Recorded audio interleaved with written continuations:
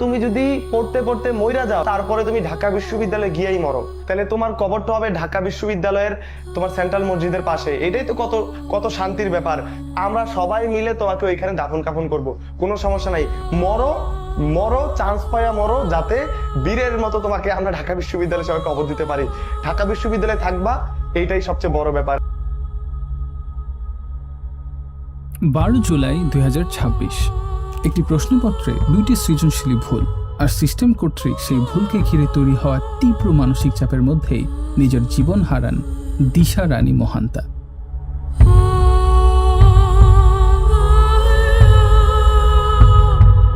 18 মে 2025 Mymensingh engineering কলেজের শিক্ষার্থী ধ্রুবজিৎ কর্মকার আত্মহত্যা করেন।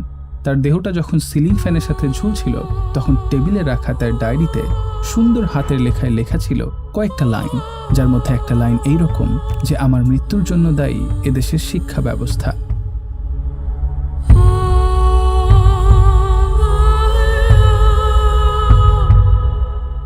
পহেলা মে 2024 ভর্তি পরীক্ষায় ব্যর্থ হয়ে পদ্মায় ঝাঁপ দিয়ে পিউ কর্মকারের আত্মহত্যা। আত্মহত্যার আগে এক ফেসবুক পোস্টে ওই তরুণী পোস্টের কিছু লাইন ঠিক এমন ছিল: গুচ্ছ আমার শেষ ভরসা ছিল, সারাদিন রাত এক করে পড়তাম, বাবা মার অনেক স্বপ্ন ছিল আমাকে নিয়ে, কিন্তু আমি কিচ্ছু দিতে পারি নাই, অনেক ভেঙে পড়েছিলাম। আমার মৃত্যুর জন্য আমার এই বড় বড় স্বপ্নগুলোই দায়ী, আমি আমার বাবা মার স্বপ্ন পূরণ করতে পারি নাই।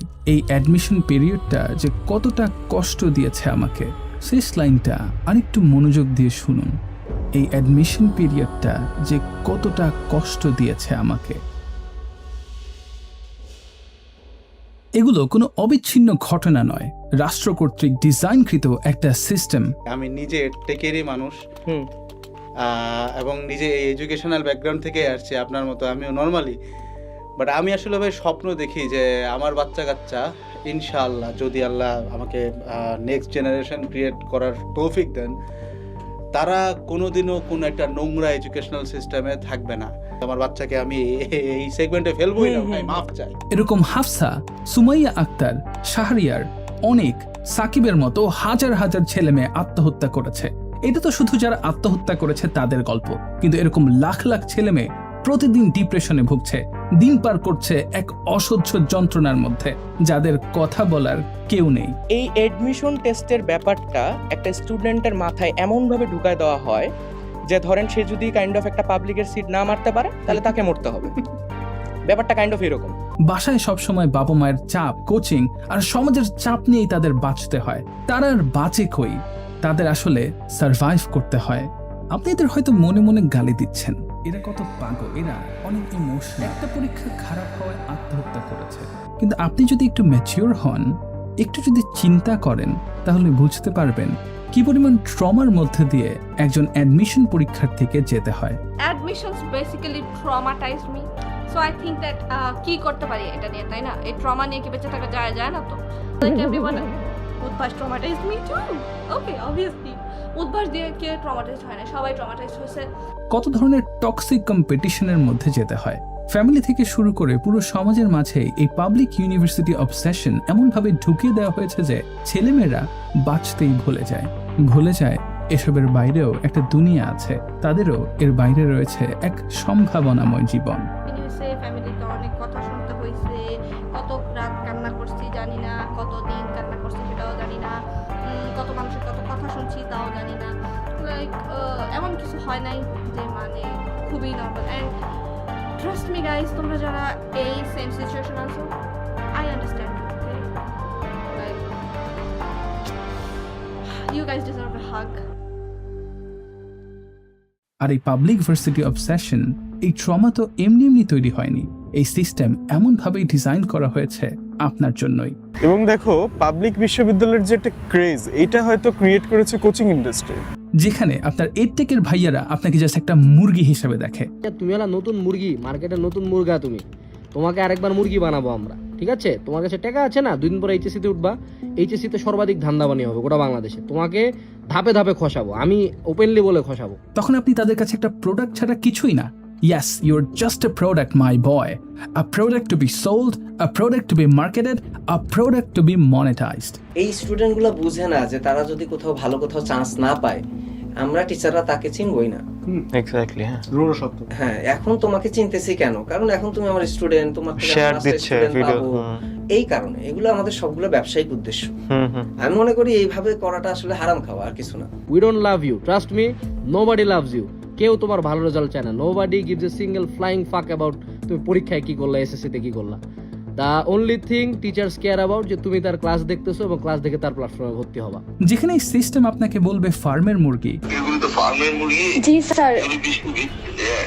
আবার কেউ বলবে রাজাকারের নাতি। যত রাজাকারের বাচ্চারা নাতিপুতি হলো মেধাবী, তাই না? এই ফুল ইকোসিস্টেমের কাছে আপনি জাস্ট একটা নাম্বার, একটা জিপিএ, একজন অ্যাডমিশন ক্যান্ডিডেট, একজন কোর্স বায়ার, একটা কাস্টমার, জাস্ট দ্যাট। আপনার স্বপ্ন, আপনার ভয়, আপনার অ্যাংজাইটি, এসবের একটা মার্কেট ভ্যালু আছে। আর সেই মার্কেটটাই বছরের পর বছর ধরে আপনার অ্যাটেনশন, আপনার ইনসিকিউরিটি, আপনার ফিউচার আর আপনার ড্রিমকে পুঁজি করে গড়ে উঠেছে। সোসাইটিতে যে পাবলিক ইউনিভার্সিটিকে এলিট, এই পারসেপশনটা যারা বিল্ড করেছে, কে এতে সবচেয়ে বেশি লাভবান হয়েছে? এই ভিডিওতে আমি চেষ্টা করব এই পুরো ইকোসিস্টেমের পর্দার আড়ালের বাস্তবতা তুলে ধরতে।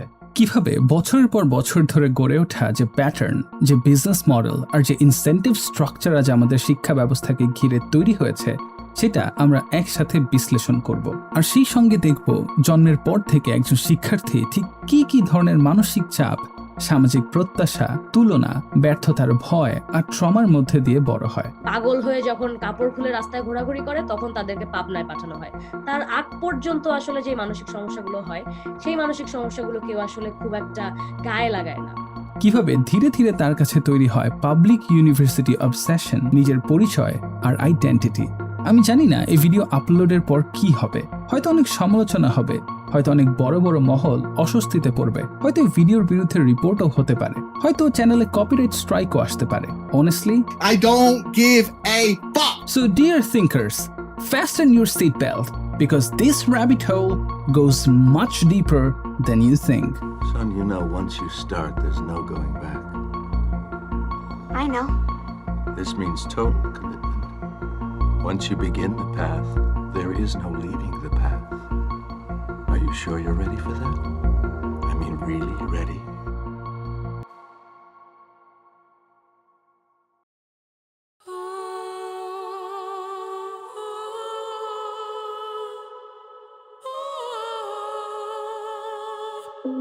কিছুদিন পরে এইচএসসি পরীক্ষা শেষ হবে, আর তারপরই শুরু হবে এমন এক প্রতিযোগিতা, এই যেন এক মরণযুদ্ধ। এবছর বাংলাদেশে প্রায় 12,71,000 শিক্ষার্থী এইচএসসি ও সমমান পরীক্ষায় অংশ নিয়েছে। আর আমাদের পাবলিক বিশ্ববিদ্যালয়গুলোতে মোট আসন প্রায় 75,000টি। সেই হিসেবে মোট পরীক্ষার্থীদের প্রায় 94.1% শিক্ষার্থী কখনোই পাবলিক ভার্সিটিতে পড়ার সুযোগ পাবে না। এই 12 লাখেরও বেশি শিক্ষার্থীর বড় একটা অংশের সামনে এখন শুরু হবে দেশের সবচেয়ে competitive admission battle, medical, engineering এবং পাবলিক ইউনিভার্সিটিতে ভর্তির যুদ্ধ। কারণ এইচএসসি শেষ হওয়ার পর স্টুডেন্টদের সামনে মূলত 3টা টার্গেট থাকে। প্রথমত ইঞ্জিনিয়ারিং, দ্বিতীয়ত মেডিকেল আর তৃতীয়ত পাবলিক ইউনিভার্সিটি। আর যদি ইঞ্জিনিয়ারিং এর কথা বলেন তাহলে স্বপ্নের তালিকায় একদম উপরে থাকে বুয়েট। অ্যাকসেপ্টেন্স রেট 0.1, অর্থাৎ প্রায় 1000 জন এইচএসসি শিক্ষার্থীর মধ্যে মাত্র 1 জন বুয়েটে ভর্তি হওয়ার সুযোগ পায়। যদি মেডিকেলের কথা বলেন তাহলে সবার প্রথম লক্ষ্য থাকে ডিএমসি বা ঢাকা মেডিকেল, যেখানে অ্যাকসেপ্টেন্স রেট 0.2, অর্থাৎ প্রতি 1000-এ 2 জন। আর যারা পাবলিক ইউনিভার্সিটিতে ভর্তি হতে চায় তাদের লক্ষ্য থাকে ঢাকা, জাহাঙ্গীরনগর, রাজশাহী, চট্টগ্রাম এবং দেশের অন্যান্য পাবলিক বিশ্ববিদ্যালয়। ঢাকা বিশ্ববিদ্যালয়ের কথাই ধরুন, যার অ্যাকসেপ্টেন্স রেট 2.1%। কিন্তু তবুও কেন বাংলাদেশও অ্যাডমিশনকে ঘিরে এক ধরনের অবসেশনের মধ্যে বাস করছে? সব থেকে বড় স্বপ্নদোষ হচ্ছে এই অ্যাডমিশন টেস্ট।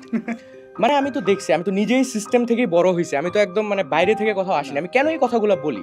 অবশ্যই আমার মধ্যে কিছু রিয়েলাইজেশন আসছে, তাই আমি এই কথাগুলো বলি। এত কিছু জানার পরও কেন বাংলাদেশে আজ লক্ষ লক্ষ শিক্ষার্থী, তাদের বাবা মা, এমনকি অনেক শিক্ষকও এমনভাবে মেডিকেল, বুয়েট আর পাবলিক ইউনিভার্সিটি অ্যাডমিশনের পেছনে ছুটছেন যেন এই কয়েকটা পরীক্ষায় একজন মানুষের জীবনের একমাত্র সফলতার সংজ্ঞা, একমাত্র নিরাপদ ভবিষ্যৎ আর একমাত্র সম্মানজনক পথ। যারা ভাইয়া আছে, যারা টিউশনি করায়, তারা সবসময় এভাবেই মোটিভেট করানোর চেষ্টা করে যে হচ্ছে বুয়েটে একবার চান্স পাও, তারপর লাইফ আসলে সেট। বাট লাইফ আসলে কখনোই সেট না। লাইফ একটা প্রচন্ড একটা ভোলাটাইল জিনিস। ডাক্তার আর ইঞ্জিনিয়াররাই কি বাংলাদেশের সবচেয়ে বেশি অর্থ উপার্জন করেন? না। সমাজে কি শুধু তারাই সম্মান পান? সেটাও না। মেডিকেলে চান্স পেলে কিংবা বুয়েটে ভর্তি হলেই কি জীবন একেবারে সহজ হয়ে যায়? বাস্তবতা হলো সেটাও না। বরং একজন ডাক্তারকে নিজের ক্যারিয়ারে প্রতিষ্ঠিত হতে অনেক ক্ষেত্রেই 30 থেকে 35 বছর বয়স পর্যন্ত অপেক্ষা করতে হয়।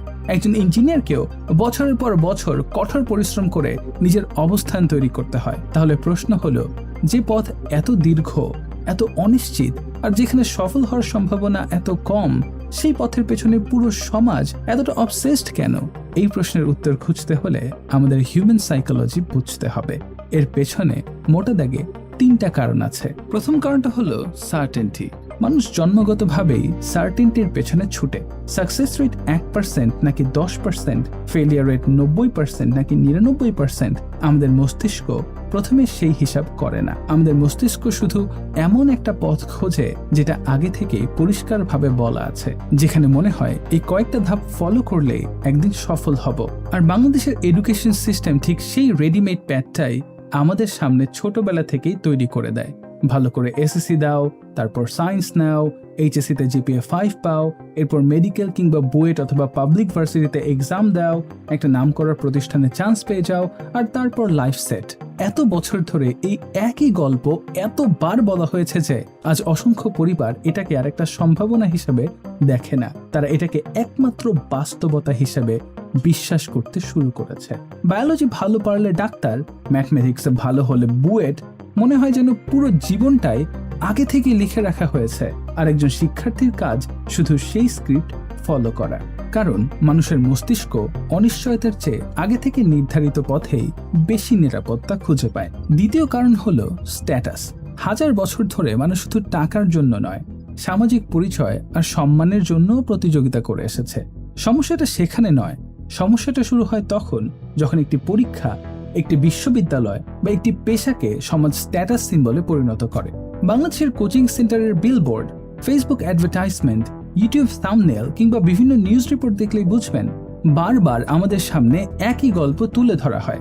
এতবার এই ছবিগুলো দেখানো হয় যে আমাদের অবচেতন মন ধীরে ধীরে বিশ্বাস করতে শুরু করে এই পরীক্ষাগুলোতে সফল হওয়াই যেন একজন মানুষের মূল্য নির্ধারণের সবচেয়ে বড় মাপকাঠি। তারা ভার্সিটিগুলোকে এমনভাবে রিপ্রেজেন্ট করছে যে এটা ছাড়া একটা স্টুডেন্টসের লাইফ বৃথা। কিউএস ওয়ার্ল্ড ইউনিভার্সিটি র্যাঙ্কিং অনুযায়ী ঢাকা বিশ্ববিদ্যালয় প্রায় 554তম, আর বুয়েট রয়েছে 761 থেকে 770 রেঞ্জে। ওয়ার্ল্ডের টপ 100 তো দূরের কথা, টপ 300-এও না। তবুও আমাদের দেশে এগুলো নিয়ে যে লেভেলের হাইপ, মাতামাতি আর অবসেশন, তা দেখলে মনে হয় এগুলোর বাইরে কিছুই নেই। এর পেছনের কারণটা খুব simple. Learning became secondary, status became the product. মানুষ এখন ইঞ্জিনিয়ার হওয়ার জন্য বুয়েটে পড়ে না, বুয়েটে পড়ার জন্যই ইঞ্জিনিয়ার হয়। এইটাকে মানে বুয়েটকে কেউ ব্র্যান্ড বানায় ফেলছে। মানে আমরা তো আবার ইঞ্জিনিয়ারিং পড়ি না, আমরা বুয়েটে পড়ি। বুয়েটে পড়ি ভাই, আমরা ইঞ্জিনিয়ারিং পড়ি না ভাই, এইটাই আর কি। স্কিল, কিউরিওসিটি, প্রবলেম সলভিং সবই এখানে সেকেন্ডারি। আর এই ব্র্যান্ড অবসেশনটাই সবচেয়ে বড় ইলিউশন। অবশ্যই এমন অনেক শিক্ষার্থী আছে যারা সত্যিই ডাক্তার হতে চায়, মানুষের জীবন বাঁচাতে চায়, কিংবা ইঞ্জিনিয়ার হয়ে নতুন কিছু তৈরি করার স্বপ্ন দেখে। কিন্তু বাস্তবতা হলো তাদের বাইরেও বিশাল একটি অংশ এই র্যাট রেসে নেমেছে নিজের স্বপ্নের জন্য নয়, বরং সমাজের প্রত্যাশা, আত্মীয় স্বজনের চাপ আর মানুষ কি বলবে এই একটা চাপের কারণে। আর তৃতীয় কারণ হলো স্কারসিটি। মানুষের মস্তিষ্ক স্বাভাবিকভাবেই সেই জিনিসের প্রতি বেশি আকৃষ্ট হয় যেটা পাওয়া সবচেয়ে কঠিন।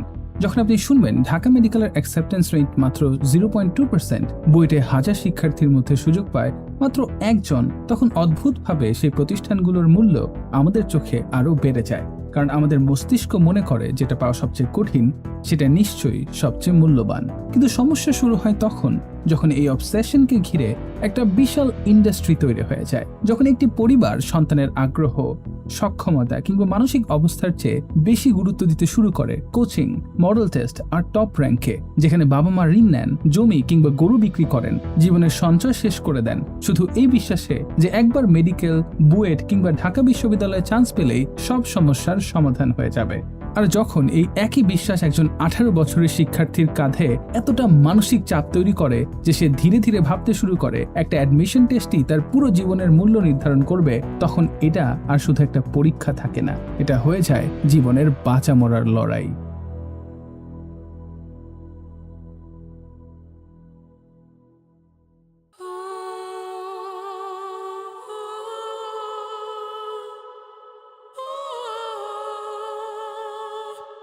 বাংলাদেশে পাবলিক ইউনিভার্সিটিকে ঘিরে যে অবসেশন আমরা দেখি সেটাকে আমরা সাধারণত শুধুই শিক্ষার্থীদের অ্যাম্বিশন কিংবা বাবা মায়ের স্বপ্ন বলে ব্যাখ্যা করি, কিন্তু বাস্তবতা হলো এই অবসেশনের পেছনে সাইকোলজি বা কালচারের সাথে একটা বিশাল অর্থনৈতিক ইকোসিস্টেম কাজ করছে। কারণ যেখানে লাখ লাখ মানুষ একই লক্ষ্য অর্জনের জন্য প্রতিযোগিতা করে, সেখানে খুব স্বাভাবিকভাবেই একটি মার্কেট তৈরি হয়। আর বাংলাদেশে সেই মার্কেটের নাম হলো শ্যাডো এডুকেশন ইন্ডাস্ট্রি, অর্থাৎ পাবলিক ইউনিভার্সিটিকে ঘিরে যে প্রতিযোগিতা সেটা শুধু একটা এডুকেশনাল ইভেন্ট নয়, এটা একটা বিশাল কমার্শিয়াল ইকোসিস্টেমের ভিত্তি, যার মার্কেট ভ্যালু প্রায় 30,000 কোটি টাকা। এখন বর্তমানে যেটা হয়েছে এই এডটেকের জগতে, মানে এখন বুয়েট আসলে একটা অতিরঞ্জিত ব্যাপার হয়ে গেছে। লাইক বুয়েটে পড়লে জীবন সেট, এন্ড মানে বুয়েট মানে সবকিছু মানে এভাবে করে প্রেজেন্ট করা হয়। আসলে এখানে একটা বিষয় খুব পরিষ্কার করে বলা দরকার, বাংলাদেশের এডটেক ইন্ডাস্ট্রিকে ভিলেন বানিয়ে দেখানো সঠিক হবে না। উদ্ভাস, 10 মিনিট স্কুল, শিখো, এসিএস, বন্দি পাঠশালা, হালকেনস্টেইন সহ আরো অনেক প্রতিষ্ঠান এমন শিক্ষার্থীদের কাছেও শিক্ষা পৌঁছে দিয়েছে যারা আগে কখনো ঢাকার বড় কোচিং সেন্টারে পড়ার সুযোগ পেত না। এই অবদান অস্বীকার করার কোনো সুযোগ নেই, কিন্তু একই সঙ্গে এটাও সত্য যে একটা বিজনেস যখন একটা নির্দিষ্ট সিজনের উপর নির্ভরশীল হয়ে পড়ে, তখন সেই সিজনটাকে ঘিরে মার্কেটিং, ব্র্যান্ডিং এবং কনজিউমার এঙ্গেজমেন্ট স্বাভাবিকভাবেই বেড়ে যায়। অ্যাডমিশন সিজন তাই শুধুমাত্র একটা পরীক্ষা নয়, এটি একই সঙ্গে এডুকেশন ইন্ডাস্ট্রি সবচেয়ে গুরুত্বপূর্ণ বিজনেস সিজন। যেখানে এইচএসসি পরীক্ষার্থীদের মধ্যে 95.6% শিক্ষার্থী কোনো পাবলিক ইউনিভার্সিটিতে চান্সই পাবে না, যেখানে বুয়েট মেডিকেলে চান্স পাওয়ার রেট লিটারেলি 1000-এ 1 থেকে 2 জন। সেখানে কেন এই সিস্টেম তাদের প্রত্যেককে বলছে যে চান্স না পাওয়ার অর্থ হলো তাদের জীবনটাই শেষ? যে অ্যাডমিশন কোচিং সেন্টারগুলো তাদের কাছ থেকে একটা সিটের জন্য 15, 20 কিংবা 30,000 টাকা পর্যন্ত ফি নিচ্ছে, তারাই কেন শিক্ষার্থীদের মগজে ঢোকাচ্ছে যে পাবলিক বিশ্ববিদ্যালয় একমাত্র সম্মানজনক পথ? এর উত্তর জানতে হলে পাড়ি দিতে হবে আরো কিছুটা পথ। আসুন তার আগে কিছু কনটেক্সট জেনে নেই। একজন স্টুডেন্ট একবার অভিদত্ত ভাইকে প্রশ্ন করেছিলেন, বুয়েটে চান্স পাওয়ার জন্য এত পরিশ্রম করে কি সত্যিই ওয়ার্থ ইট? উনি উত্তরে বলেছিলেন, একজন স্টুডেন্ট জিজ্ঞেস করছে, ভাইয়া যে এখন আসলে বুয়েটে চান্স পাওয়ার জন্য যে এত পরিশ্রম, এটা কি আসলে ওয়ার্থ ইট কিনা? এইটার উপরে এটা রিপ্লাই ভিডিও। বুয়েটে চান্স পাওয়ার জন্য মোটামুটি 1.5 থেকে 2 বছর রেগুলারিটি মেনটেন করে পড়াশোনা করতে হয়। বুয়েটে চান্স পাওয়া ডেফিনেটলি ওয়ার্থ ইট, 2 বছরের কষ্ট ডেফিনেটলি ওয়ার্থ। কেন? চান্স পাওয়ার পরে তোমার যে ফিলিংটা হবে, ধরো বুয়েটে তুমি আজকে চান্স পাইছো, আজকে রেজাল্ট পাবলিশ হয়েছে, এই যে অনুভূতিটা, এবং বুয়েটে ক্লাস শুরুর আগে যে 3-4 মাস সময় থাকে, ধরো 4 মাস, এই চান্স পাওয়ার পরে তুমি বুয়েটে চান্স পাইছো, এই চান্স পাওয়ার পরে তোমার যে একটা ইনার ফিলিং, এবং পরবর্তী 4 মাস বুয়েটে ক্লাস শুরুর আগে এই যে 4টা মাসের একটা টেনশন ফ্রি লাইফ, এই 4 মাসের জন্য বুয়েটে চান্স পাওয়াটা ওয়ার্থ ইট। মানে তুমি এই 4টা মাস উপভোগ করার জন্য 2 বছর পরিশ্রম করছো, এটা ওয়ার্থ ইট। আপনি কি আসলেই বুঝতে পারছেন কথাটা আসলে কতটা প্রবলেমেটিক? যদি সেই স্টুডেন্ট বুয়েটে চান্সই না পায়, তাহলে 2 বছরের সময়, লক্ষ লক্ষ টাকা কোচিং এ, অসংখ্য স্লিপলেস নাইট, অসহ্য mental pressure, self doubt, depression, এসবের দায় কে নেবে? এই প্রশ্নের উত্তর কিন্তু আর ভাইয়ের কাছে পাওয়া যাবে না, কারণ বাস্তবতা নিয়ে কথা বললে তো আর কোর্স আকারে এই ড্রিম সেল করা যাবে না। কোর্স বিক্রি করতে হলে আসলে একটা ড্রিম সেল করতে হয় স্টুডেন্টদের কাছে। এটা আসলে একটা বিজনেস স্ট্র্যাটেজিও বলা চলে। এমন একটা ন্যারেটিভ তৈরি করতে হয় পাবলিকে একটা সিট ছাড়া জীবন যেন অচল। আমরা যে বলি না যে পাবলিক ইউনিভার্সিটি না হলে জীবন শেষ, এইটা আসলে এই পারসেপশনটা বিল্ড করা হয়েছে from who belong to public university. যদি আরেক জন্ম আমি পাইব, সে জন্মে তোমাকেই চাইব।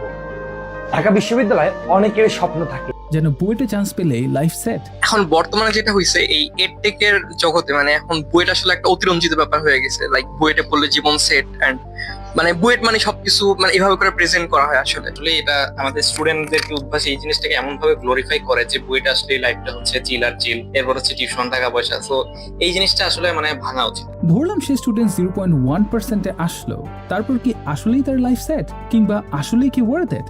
মনে আছে মাত্র 1 বছর আগেই বুয়েটের শিক্ষার্থীরা আন্দোলনে নেমেছিল কিসের জন্য জানেন?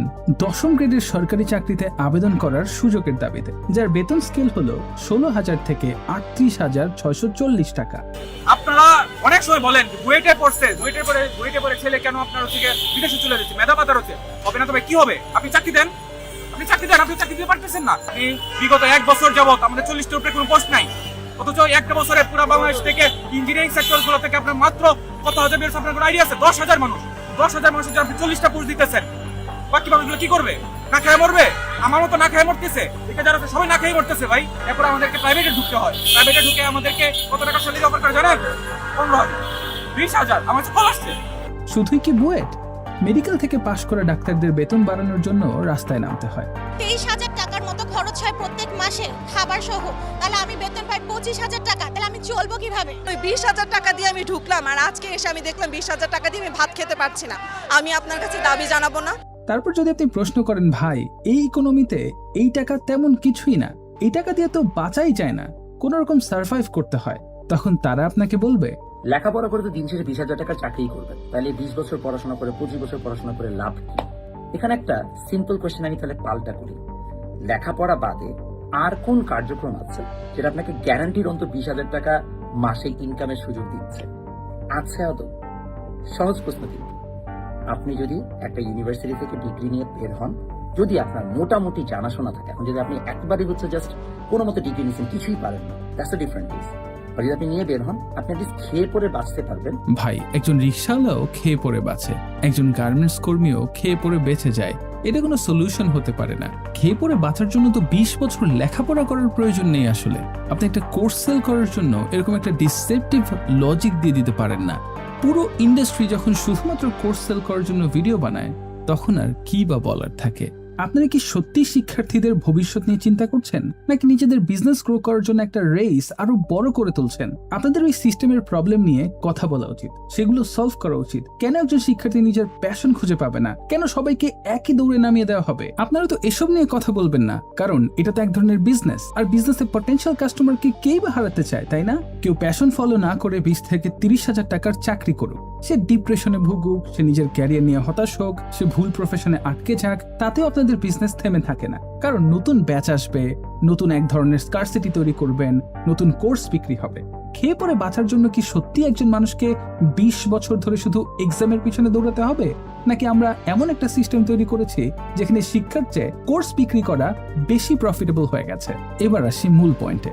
উনি বললেন আর কোন সেক্টরে 20 থেকে 30,000 টাকা ইনকাম করা যায়? এই টপিক নিয়েই আমি অনেক দিন ধরে রিসার্চ করে একটা ব্লু প্রিন্ট বের করেছি। না, আমি আপনাদের কাছে কোনো ড্রিম বিক্রি করব না, কোনো কোর্সও সেল করব না, আমি শুধু একটা ক্লিয়ার প্যাথ দেখানোর চেষ্টা করব নেক্সট ভিডিওতে। তাই চ্যানেলটা সাবস্ক্রাইব করে রাখতে পারেন।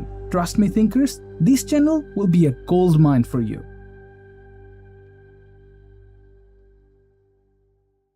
আসেন এই ইন্ডাস্ট্রির কিছু টপ সিক্রেট আপনাদের সাথে শেয়ার করি। তাদের প্রায় প্রতিটা ভিডিও, প্রতিটা পোস্ট, এমনকি প্রতিটা কথার মধ্যেই একই ন্যারেটিভ থাকে, শেষ পর্যন্ত কোর্স সেল করা। বেশিরভাগই নতুন ওয়ান শট চ্যানেলসগুলো বা পুরানো যেগুলো আছে, তারা এমন বেশি কোর্স সেল করার চেষ্টা করছে যেটা কিনা আমি 24 সালে দেখিনি। আবার আমাকে কোর্সও সেল করার তো এই মোমেন্টে ইটস নট রিয়েলি কনসিডারেড, তাই না? একজন টিচার যদি একজন স্টুডেন্টের ব্যাপারে কনসিডারেট হয়, যদি আসলে স্টুডেন্টের ভালো চায় বা স্টুডেন্টের ওয়েল বিং এর কথা চিন্তা করে, এইচএসসির আগে কি তার এতটা টাইম নষ্ট করে সে তার কোর্স সেল করতে বলবে? তাহলে এমন কেন করতে হবে যে আমি অলরেডি একটা 11 ঘন্টার ভিডিও বানাচ্ছি, তারপর বলছি এখান থেকেও আরো অনেক ইনফরমেশন আছে, তোমরা এই কোর্সটা কিনলে জানতে পারবা, অ্যান্ড দেন তুমি একটা কোর্স কিনতেছো এইচএসসির ঠিক আগ মোমেন্টে। এত কি ইনফরমেশন আছে যেটা কিনা গেট কিপ করতে হবে স্টুডেন্টদের কাছ থেকে, তাদেরকে একটা কোর্স সেল করতে হবে, তারপর ওই কোর্স থেকে স্টুডেন্ট নিয়ে শিখবে এইচএসসির একদম আগ মোমেন্টে। Isn't it really inconsiderate? আমরা যে এডটেক টিচারদেরকে এতটা ট্রাস্ট করছি, is it really worth trusting them?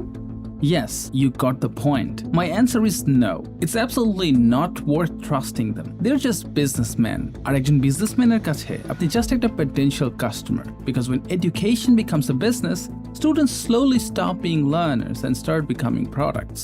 আমার কথা এখনো বিশ্বাস হচ্ছে না? তাহলে এডটেকের পীরদের কাছ থেকেই শুনুন। আমরা আসলে কেউই এখন এটা নিয়ে কেয়ারই করতেছি না যে আসলে আমাদের যে সাজেশন, যে কন্টেন্ট, এটা কি আদৌ ভালো নাকি খারাপ। We are just worried about the views. কারণ প্রত্যেকে দেখাচ্ছে যে যদি কারো ভিউ বেটার থাকে, he has better grip on the market. It's just a classic predatory game, এবং এখানে সবচেয়ে বড় বলি হচ্ছে যে স্টুডেন্টরা। এখন আপনার মনে হতে পারে তারা হয়তো স্টুডেন্টের কথা শুনে সামনে আর এসব ম্যানিপুলেট করে কোর্স বিক্রি করবে না। না না, তা কি কখনো হয়? তারা স্টুডেন্টের কোনো বিষয় একবারও অ্যাড্রেস করার চেষ্টা করেন না। তাদের মাইন্ডসেটেই থাকে রিচ, ভিউজ আর কোর্স। তোমাদের যতদিন ডিমান্ড থাকবে কোনো কিছুর, যখনই আমাদেরকে গালি দিবা গাইতে তোমার দিকেও যাবে। তুমি ভিউ দিচ্ছ দেখে তাই আমরা কন্টেন্ট বানাই, অ্যাজ সিম্পল এজ দ্যাট। তোমরা ডিমান্ড দিছো, আমরা সাপ্লাই দিছি, as it is simple drug business, আর কিচ্ছু না, এটা আর কিচ্ছু না, কেউই ভালো না এখানে। মানে স্টুডেন্ট ভিউজ দিলেই তারা কন্টেন্ট বানাবে? তাহলে ওই লো ক্লাস টিকটকার গুলো তো একই কাজ করে, তাই না? আসলে এরকম হওয়ারই ছিল, যখন পুরো এডুকেশন একটা ইন্ডাস্ট্রির হাতে চলে যায়, যারা শুধু ও শুধুমাত্র ভিউজ, লাইকস, রিচের পেছনে দৌড়ায়, আর মেইন গোল হয় কোর্স সেল করা, রাদার স্টুডেন্ট কি ভ্যালু পাচ্ছে সেটা না দেখা। তখন আর আপনি এই ইন্ডাস্ট্রিকে কতটা ট্রাস্ট করবেন? এডটেক ইন্ডাস্ট্রিতে এখন এমন একটা অবস্থা দাঁড়িয়েছে যে তারা নিজেদের মধ্যেই এক প্রকার যুদ্ধ করছে।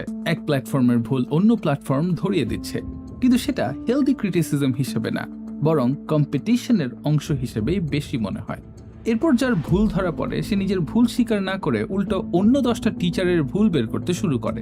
বাট যখন বেসিক ইলেকট্রনিক কনফিগারেশনের মতো ফান্ডামেন্টাল একটা বিষয়ই ক্লাসে ভুল পড়ানো হয়, তখন ওই ক্লাস নিয়ে আসলে আর কিছু বলার থাকে না। কিন্তু কে শেল, এটা হচ্ছে তোমার এল শেল, এটা হচ্ছে তোমার এম শেল, তাই না? আর এটা হচ্ছে কিন্তু তোমার এন শেল। তোমাকে বলছে কি ভাইয়া এম শেলে, এম শেলে তোমার কয়টা আছে? 2 6 2 8 9 10 11। তোমার অ্যানসার হবে কিন্তু ভাইয়া তোমার 11টা। 11টা তো হওয়ার কথা। ম্যাঙ্গানিজ 2 প্লাস, দাঁড়াও এম শেলে কতটা ইলেকট্রন আছে? Mn 2 plus. ছোট্ট ছোট্ট যে বেসিকে আমার আসলে যে এতটা ভুল, এটা আমি দেখে আমি নিজে অবাক হয়ে যাচ্ছি যে আমার আসলে এইরকম ভুল আমার কখনো হয় না এর আগে। আমি কখনো এটা মানে আমি নিজেও মানতে পারতেছি না যে আমার আসলে এত ভুল কিভাবে হইলো।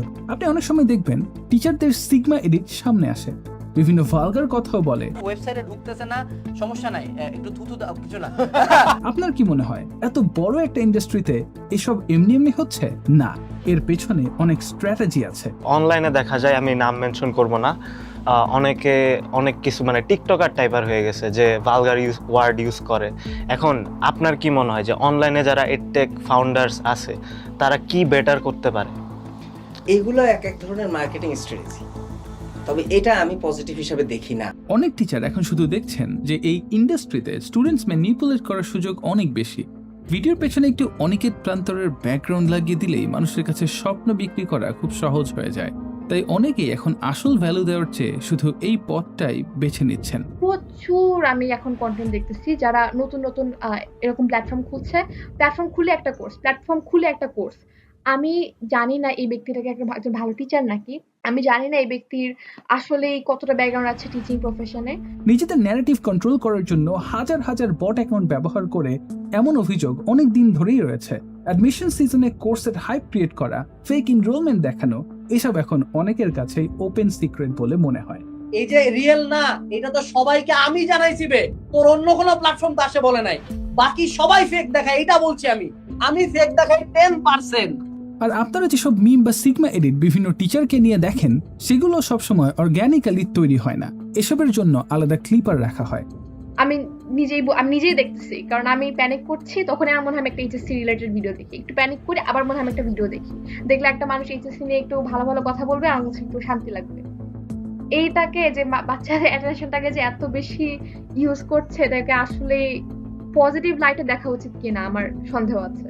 যারা প্রতি ভিউসের ভিত্তিতে পেমেন্ট পায়, স্টুডেন্ট কমিউনিটি কন্ট্রোল করা কিংবা কোনো জেনুইনলি ভালো টিচারকে উঠে আসতে না দেওয়ার অভিযোগও দীর্ঘদিন ধরেই শোনা যায়। আবার টপারদের টাকা দিয়ে মার্কেটিং করানো, এটাও নতুন কোনো বিষয় নয়। আর যদি নতুন কোনো প্ল্যাটফর্ম সত্যি স্টুডেন্টদের কথা চিন্তা করে কম প্রাইসে ভ্যালুয়েবল কিছু লঞ্চ করে, তাহলে মার্কেট মাফিয়া বিভিন্নভাবে সেটাকে শেষ করে দেওয়ার চেষ্টা করে।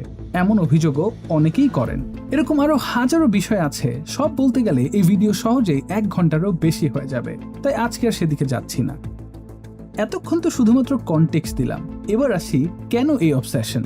আমরা ছোটবেলা থেকেই শুনে আসছি ভালো করে পড়ো তাহলে জীবনে সফল হবে, কিন্তু একটা সময়ের পরে এই কথাটা ধীরে ধীরে বদলে যায়। তখন শুধু ভালো রেজাল্ট করার কথা বলা হয় না, বলা হয় পাবলিক ইউনিভার্সিটিতে চান্স পেতেই হবে। প্রশ্ন হলো এই বিশ্বাসটা আমাদের মাথায় এলো কোথা থেকে? আমরা কি জন্ম থেকে এটা বিশ্বাস করতাম, নাকি বছরের পর বছর ধরে এমন একটা এনভায়রনমেন্টের মধ্যে বড় হয়েছে যেখানে একই মেসেজ আমাদের সামনে এতবার এসেছে যে একসময় আমরা সেটাকে প্রশ্ন করাই বন্ধ করে দিয়েছি? ওই ড্রিমটা তাকে সোসাইটি পুশ করে, ফ্যামিলি পুশ করে, ফ্রেন্ড সার্কেল পুশ করে, তার সারাউন্ডিং পুশ করে। একজন এইচএসসি পরীক্ষার্থীর জীবনটা কল্পনা করুন। এমন কথা বলে, তোমরা যদি এই কোর্সটা না কেনো তোমাদের এইচএসসি শেষ, এই কোর্সটা তুমি না কিনলে তুমি এইচএসসি বসতেই পারবা না। 100% কমন গ্যারান্টি। সকালে ফেসবুক খুললেই অ্যাডমিশন ব্যাচের অ্যাডভার্টাইজমেন্ট, ইউটিউব খুললে how I cracked BUET, DU admission strategy, medical topper routine. কলেজে গেলে শিক্ষক বলছেন এখন থেকে শুধু অ্যাডমিশনের কথা ভাবতে। বাসায় ফিরে বাবা মা বলছেন একটা পাবলিকে চান্স পেলে জীবনটা সেট হয়ে যাবে। রাস্তা দিয়ে হাঁটলে বিলবোর্ডের টপারদের ছবি। রাতে ফেসবুক খুললে আবার সাকসেস স্টোরি। অর্থাৎ দিনের শুরু থেকে শেষ পর্যন্ত একজন শিক্ষার্থী একই ধরনের ন্যারেটিভের মধ্যে বাস করছে। এতবার একই মেসেজ শুনতে শুনতে একসময় সে আর প্রশ্নই করে না পাবলিক ইউনিভার্সিটি কি সত্যি একমাত্র পথ, কারণ তার কাছে উত্তরটা আগেই ঠিক করে দেয়া হয়েছে। এখন এখানে এডুকেশন ইন্ডাস্ট্রির ভূমিকা শুরু হয়। এই এডমিশন টেস্টের ব্যাপারটা একটা স্টুডেন্টের মাথায় এমনভাবে ঢুকায় দেওয়া হয় যে ধরেন সে যদি কাইন্ড অফ একটা পাবলিকের সিট না মারতে পারে তাহলে তাকে মরতে হবে। ব্যাপারটা কাইন্ড অফ এরকম। একটা বিষয় বুঝতে হবে, কোনো ইন্ডাস্ট্রি কখনো এমন জায়গায় মার্কেটিং বাজেট খরচ করে না যেখানে মার্কেট নেই, যেখানে মানুষের greatest needs, deepest fears and biggest dreams এই তিনটে জিনিস একসঙ্গে থাকে, সেখানে দ্য মোস্ট প্রফিটেবল ইন্ডাস্ট্রিজ তৈরি হয়। বাংলাদেশে পাবলিক ইউনিভার্সিটি অ্যাডমিশন ঠিক এমনই একটা মার্কেট। প্রতি বছর লাখ লাখ শিক্ষার্থী মাত্র কয়েক হাজার আসনের জন্য প্রতিযোগিতা করে।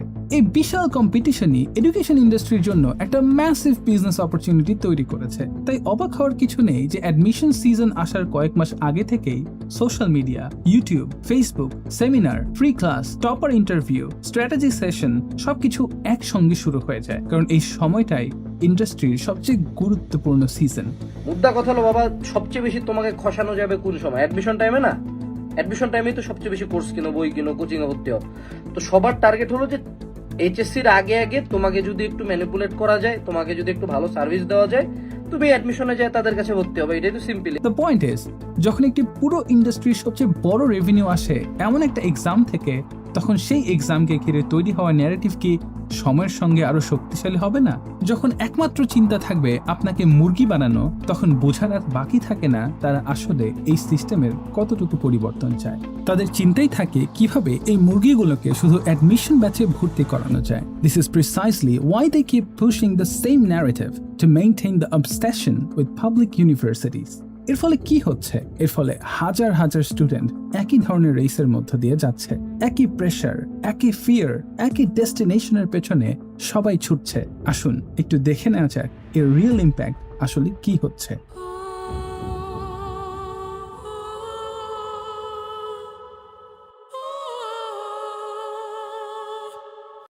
প্লাস ওয়ান জার্নালে প্রকাশিত একটি ন্যাশন ওয়াইড গবেষণা অনুযায়ী বাংলাদেশের বিশ্ববিদ্যালয়ে ভর্তি ইচ্ছুক শিক্ষার্থীদের প্রায় ৭৪% ডিপ্রেশনে ভুগছে। গত ৩ বছরে বাংলাদেশে অন্তত ১২২৬ জন শিক্ষার্থী আত্মহত্যা করেছে। গবেষণা ও বিভিন্ন জরিপে একাডেমিক চাপ, পরীক্ষা ও ভর্তি নিয়ে উদ্বেগ, বিষণ্ণতা এবং পারিবারিক সংকটকে গুরুত্বপূর্ণ ঝুঁকির কারণ হিসেবে চিহ্নিত করা হয়েছে। বাংলাদেশে বিশ্ববিদ্যালয়ে ভর্তি ইচ্ছুক শিক্ষার্থীদের উপর করা একটি গবেষণায় দেখা গেছে প্রায় ১৭.৭% শিক্ষার্থী আত্মহত্যার চিন্তার কথা জানিয়েছে, ৮% আত্মহত্যার পরিকল্পনার কথা বলেছে এবং ২.৫% অন্তত একবার আত্মহত্যার চেষ্টা করেছে। এই পরিসংখ্যান দেখায় যে ভর্তি পরীক্ষার চাপ শুধু একাডেমিক চ্যালেঞ্জ নয়, অনেক শিক্ষার্থীর জন্য এটা একটা গুরুতর মেন্টাল হেলথ চ্যালেঞ্জও। এই যে কোচিং সেন্টারগুলো এমনভাবে একটা ন্যারেটিভ তৈরি করে যে আপনার বাবা মা থেকে শুরু করে আশেপাশের সবাই আপনার কাছে একটাই এক্সপেকটেশন রাখতে শুরু করে, আর এখান থেকে শুরু হয় আসল প্রেশার। এমন এক প্রেশার যেখানে প্রতি ১০০ জন অ্যাডমিশন ক্যান্ডিডেটের মধ্যে প্রায় ৭৪ জন ডিপ্রেশনের লক্ষণ নিয়ে লড়াই করছে। একবার নিজেকে প্রশ্ন করুন, এত ভয়ঙ্কর একটা বাস্তবতা নিয়ে কেউ কথা বলে না কেন? আমরা সেকেন্ড চ্যাপ্টারে আলোচনা করেছিলাম চান্স পাওয়ার প্রবাবিলিটি ঠিক কতটা কম, কিন্তু একজন এইচএসসি পাশ করা শিক্ষার্থী প্রবাবিলিটি বোঝে না।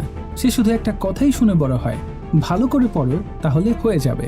অথচ বাস্তবতা অনেক বেশি জটিল, কারণ একই পরীক্ষায় অংশ নেওয়া হাজার হাজার শিক্ষার্থীর বড় একটা অংশই নিজেদের স্কুল বা কলেজের টপার ছিল। তারা সবাই পরিশ্রম করেছে, সবাই ত্যাগ স্বীকার করেছে, সবাই স্বপ্ন দেখেছে। কোচিং এ ভর্তি হওয়ার পরপরই শুরু হয় টক্সিক কম্প্যারিজন কালচার। কোচিং এর প্রতিটি উইকলি এক্সামের পর র্যাঙ্ক প্রকাশ করা হয়। ক্লাসরুমে কে ফার্স্ট, কে লাস্ট সেটা সবাই জানে। সোশ্যাল মিডিয়াতে টপ স্কোরারদের ছবি পোস্ট হয়। বিলবোর্ডসে তাদের মুখ ঝুলে থাকে, কোচিং সেন্টার তাদের সাকসেস স্টোরি দিয়ে মার্কেটিং করে, কিন্তু যে শিক্ষার্থীটা ধীরে ধীরে পিছিয়ে যাচ্ছে তার গল্পটা কেউ জানতে চায় না। তরুণরা যাতে চাপ সামলাতে পারে সেজন্য রাজ্য সম্প্রতি বেশ কিছু বিধান চালু করেছে। কোচিং সেন্টারগুলোকে বলা হয়েছে যারা বেশি নাম্বার পায় তাদের আলাদা করে তুলে না ধরতে। সে প্রতিদিন অন্যদের সাকসেসের সঙ্গে নিজের ব্যর্থতাকে কম্পেয়ার করতে করতে এমন এক জায়গায় পৌঁছে যায় যেখানে সে আর নিজের পটেনশিয়ালকেও দেখতে পায় না। ধীরে ধীরে তার পুরো পরিচয় একটা সংখ্যার মধ্যে সীমাবদ্ধ হয়ে যায়। মডেল টেস্টে কম নাম্বার মানেই সে ভাবে আমি শেষ, একটা খারাপ পরীক্ষা মানে মনে হয় আমার ভবিষ্যৎ শেষ, কারণ বছরের পর বছর ধরে তাকে শেখানো হয়েছে রেজাল্টই আইডেন্টিটি। এর সঙ্গে যোগ হয় পরিবারের প্রত্যাশা। প্রতিদিন ফোনে একই প্রশ্ন, পড়াশোনা কেমন চলছে, উইকলি টেস্টে কত পেলি, চান্স তো হবেই তাই না? বাবা হয়তো অফিসের সবাইকে বলে দিয়েছেন আমার ছেলে এবার বুয়েটে এক্সাম দিবে, মা আত্মীয়দের বলে রেখেছেন আমার মেয়ে ডাক্তার হবে। পরিবার হয়তো কোচিং, হোস্টেল, বই আর অন্যান্য খরচ চালাতে অনেক ত্যাগ স্বীকার করেছে। ফলে শিক্ষার্থীর কাছে পরীক্ষাটা আর শুধু নিজের থাকে না, মনে হয় পুরো পরিবারের সম্মান তার কাঁধে। এই অবস্থায় অনেক শিক্ষার্থীর মধ্যে অ্যাংজাইটি, দীর্ঘস্থায়ী স্ট্রেস, ঘুমের সমস্যা, আত্মবিশ্বাস কমে যাওয়া, নিজেকে অযোগ্য মনে করা, সোশ্যাল আইসোলেশন, এমনকি ডিপ্রেশনের লক্ষণও দেখা দিতে পারে। কেউ কারোর সঙ্গে কথা বলা বন্ধ করে দেয়, কেউ পরিবারকে সত্যি বলতে ভয় পায়, কেউ নিজের কষ্ট লুকিয়ে রাখে শুধু এই ভেবে যে সবাই হতাশ হবে। বাইরে থেকে সে হয়তো পড়ছে, কিন্তু ভেতরে ভেতরে সে প্রতিদিন নিজের সঙ্গেই লড়াই করছে। পরিবারের চাপ হোক, সমাজের প্রেশার হোক, কিংবা ভাইয়াদের মোটিভেশন যেভাবেই হোক না কেন, একবার যখন আপনি এই রেসে নামেন তখন এই পুরো জার্নি আপনাকেই পার করতে হয়। অ্যাকসেপ্টেন্স রেট কতটা কম সেটা জেনেও আপনাকে এই পথেই হাঁটতে হয়। আর এত প্রেশার, ট্রমা, স্যাক্রিফাইস আর কাউন্টলেস স্লিপলেস নাইটসের পর যখন আপনি ফেল করেন, তখন শুধু একটা এক্সামেই ফেল করেন না, অনেকের কাছে মনে হয় যেন পুরো জীবনটাই ফেলড হয়ে গেছে।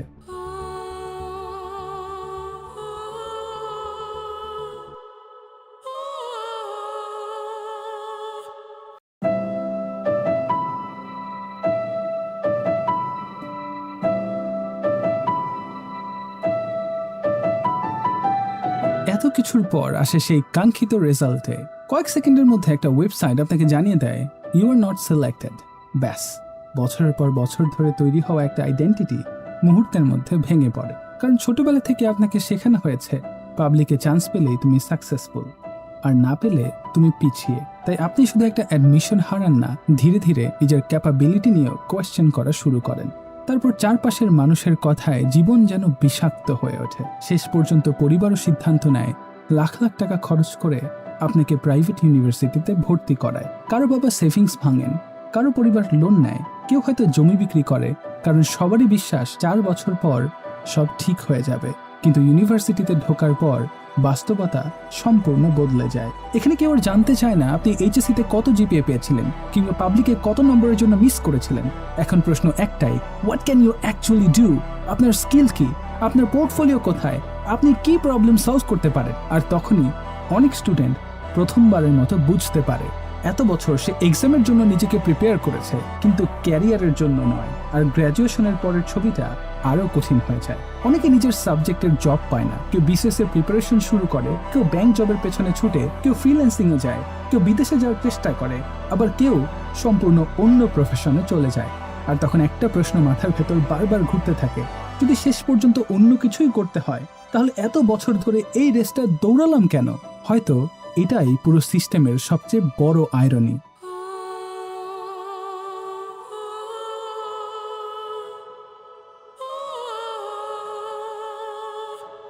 এই অ্যাডমিশন যুদ্ধে আপনি চান্স পেয়ে গেলেন। আপনি চান্স পাওয়ার পর ভাবলেন হয়তো এখন লাইফ সেটেলড।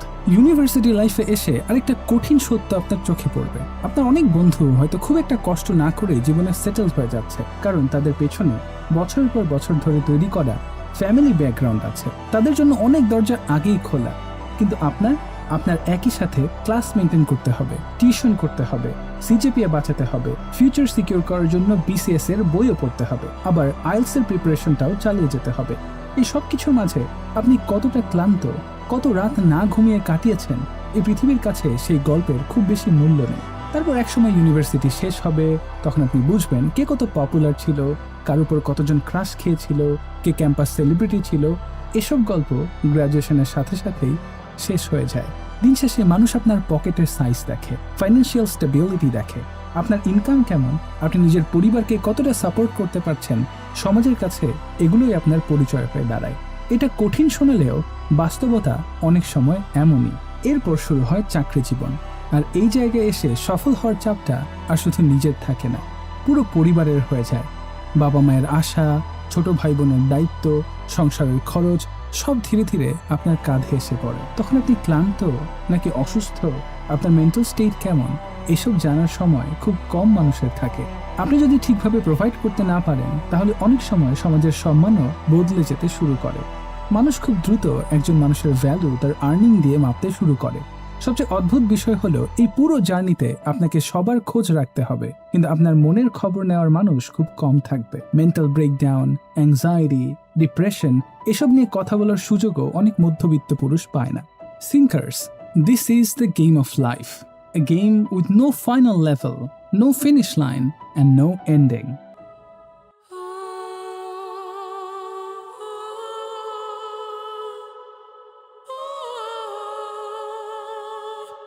ক্রেজি লেভেলের বৃষ্টি হচ্ছে বাইরে, এখন 8:30 বাজে। আমি যদি এখন না বেরোই তাহলে আমি এক্সাম দিতে পারবো না, কারণ আমার কাছে অ্যাটলিস্ট 1 ঘন্টা লাগে। আর আজকে কতক্ষণ লাগবে I don't know, but somehow you still have to attend the fucking exam, even if you're like even if you're dying, drowning or anything. মানে I'm shaking right now, I'm crying because I feel so fucking devastated.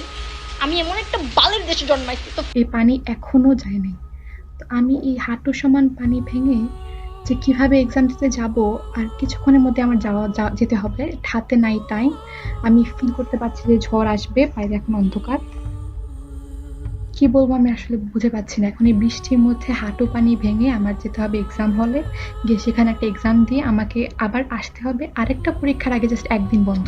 আপনি যত তাড়াতাড়ি বুঝবেন যে they don't give a ফাক about you, তত তাড়াতাড়ি আপনার জন্য ভালো। আপনাকে একটা ফার্মের মুরগি বানিয়ে রাখা হবে। কেউ আপনাকে মোটিভেশন দেবে, কেউ ইন্সপিরেশন দেবে, আবার কেউ কোর্স সেল করবে, কিন্তু দিনের শেষে they don't really care about us. আমার কিছু প্রাণপ্রিয় একটেকের ভাই আছে, আমার ভাইয়েরা এসে আমার কোর্স বিক্রি করতেছে। ভাইয়েরা এসে বলতেছে যে আমার স্লাইড থেকে 100 কমন আসছে, দেখো নিচে আবার তার অ্যাডমিশন কোর্সের লোগো দেওয়া। এইগুলা লাইন ঘাট আমি জানি কি হয় না হয়, সব আলটিমেটলি 90% মানুষজন যে আমরা চাই যে আমাদের কোর্সে ভর্তি হবে, এটার জন্য কোথায় কি বলা লাগবে আমরা চিন্তা করি। আমি জানি এটা হওয়াটা স্বাভাবিক, বাট তাই বলে এইরকম ভাবে নিজের এই বিবেক বাদ দিয়া পোলাপানের এত খারাপ অবস্থা এসে বলছি সব কমন আসছে, কোর্স কিনো। কারণ এই সিস্টেমের কাছে আপনি কোনো মানুষ নন, আপনি একটা রোল নাম্বার, একটা জিপিএ, একটা অ্যাডমিশন ক্যান্ডিডেট, একটা কোর্স বায়ার, একটা কাস্টমার। আপনার স্বপ্ন, আপনার ভয়, আপনার অ্যাংজাইটি এসবের একটা মার্কেট ভ্যালু আছে, আর সেই মার্কেটটাই বছরের পর বছর ধরে আপনার অ্যাটেনশন, আপনার ইনসিকিউরিটি আর আপনার ফিউচারকে মনিটাইজ করে যাচ্ছে। কোর্স সেল করা কোনো প্রবলেম না, বিজনেস ইজ বিজনেস, কিন্তু প্রবলেম শুরু হয় তখন যখন একজন 18 বছরের স্টুডেন্টের ভয়, অনিশ্চয়তা আর স্বপ্নকে প্রোডাক্ট বানিয়ে সেল করা হয়।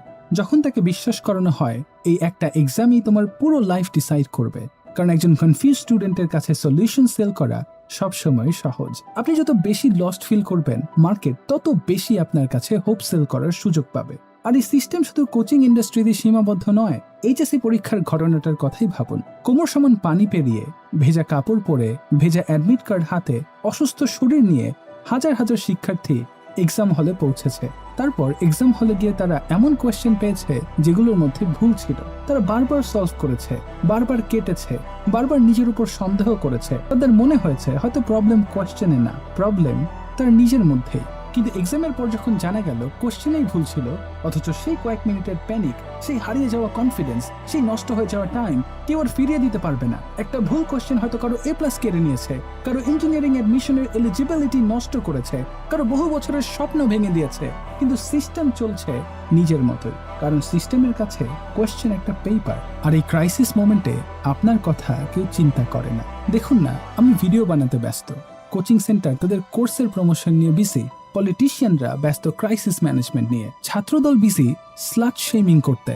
ছাত্রদলের কয়েকটা নেতা আমাকে নিয়ে যা তা করতেছে, আমাকে ট্রোল করতেছে, আমাকে গালিগালাজ করতেছে, আমাকে থ্রেট দিতেছে, স্লাট শেমিং করতেছে, আমাকে সাইবার বুলিং এর এমন পর্যায়ে নিয়ে চলে গেছে যে আমার ভিডিওটা বানাতে বাধ্য হয়েছে। টিভির বিজি সরকারের ভুলটাকে কাজে লাগিয়ে জল ঘোলা করতে, মিডিয়া বিজি তাদের পিআর নিয়ে। এই পুরো ইকুয়েশনের মধ্যে একজন স্টুডেন্টের ভয়, হতাশা কিংবা মানসিক চাপ অনেক সময় শুধু একটা নাম্বার হয়ে যায়। তাই যদি আপনি আজও বিশ্বাস করেন যে কেউ আপনার ফিউচার আপনার চেয়ে বেশি কেয়ার করবে, তাহলে হয়তো আপনি এখনো গেমটা বুঝতে পারেননি। কারণ আপনার জীবন নিয়ে সবচেয়ে বড় রেসপন্সিবিলিটি আপনার নিজের। আপনার ডিসিশন আপনাকেই নিতে হবে, আপনার স্কিল আপনাকেই তৈরি করতে হবে, আপনার ফিউচার আপনাকেই বিল্ড করতে হবে। তাই যত তাড়াতাড়ি আপনি বুঝবেন they don't really care about us, তত তাড়াতাড়ি আপনি সিস্টেমের জন্য বাঁচা বন্ধ করে নিজের জন্য বাঁচতে শুরু করবেন।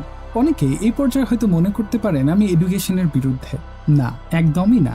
আমি এডুকেশনের বিরুদ্ধে নই, আমি এই সিস্টেমের বিরুদ্ধে। কারণ আমি বিশ্বাস করি শেখার সমস্যা নেই, সমস্যা হলো আমাদের শেখানো হয় হোয়াট টু থিঙ্ক, কিন্তু খুব কমই শেখানো হয় হাউ টু থিঙ্ক।